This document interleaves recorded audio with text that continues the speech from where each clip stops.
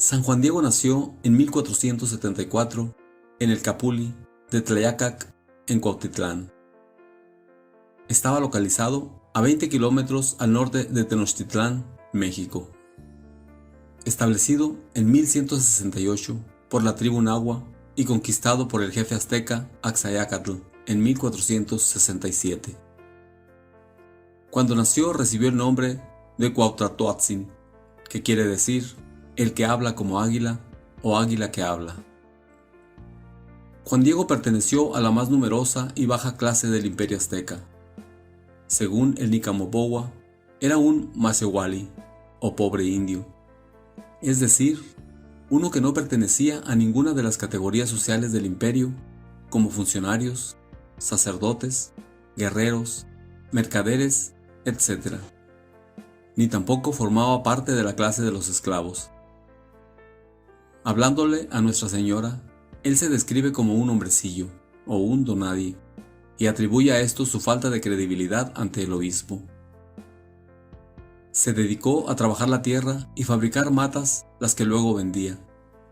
Poseía un terreno en el que construyó una pequeña vivienda. Más adelante, contrajo matrimonio con una nativa sin llegar a tener hijos. Opción por Jesucristo, Juan Diego antes de su conversión era un hombre muy devoto y religioso, como lo testifican las informaciones guadalupanas de 1666. Esto lo ayudó a poder estar mejor preparado para que entre los años de 1524 y 1525 realice una opción total por el Señor Jesús, bautizándose junto a su esposa. Él recibió el nombre de Juan Diego y ella el de María Lucía. Fueron bautizados por el misionero franciscano Fray Toribio de Benavente, llamado por los indios Motolinía o el Pobre por su extrema gentileza y piedad y las ropas raídas que vestía. De acuerdo a la primera investigación formal realizada por la Iglesia sobre los sucesos, las informaciones guadalupanas de 1666, Juan Diego parece haber sido un hombre muy devoto y religioso aún antes de su conversión. Era un hombre de Dios. Desde el siglo XVI existen documentos en donde se sabe de la vida y fama de santidad de Juan Diego.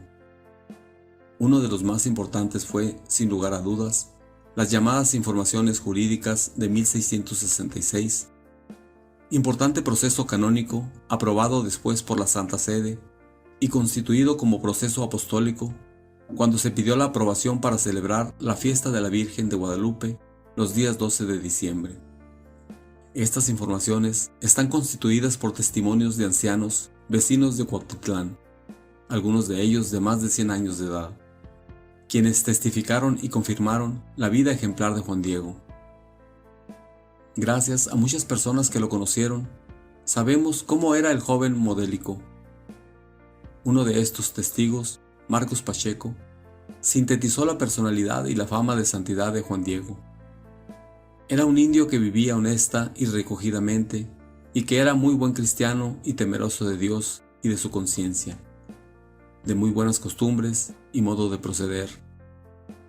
En tanta manera que en muchas ocasiones le decía a este testigo su tía: Dios os haga como Juan Diego y su tío, porque los tenía por muy buenos indios y muy buenos cristianos. Otro testimonio es el de Andrés Juan, quien decía que Juan Diego era un varón santo. En estos conceptos concuerdan unánimes los otros testigos en estas informaciones jurídicas, como por ejemplo Gabriel Juárez, doña Juana de la Concepción, don Pablo Juárez, don Martín de San Luis, don Juan Juárez, Catarina Mónica, etc. Juan Diego efectivamente era para el pueblo un indio bueno y cristiano, o un varón santo.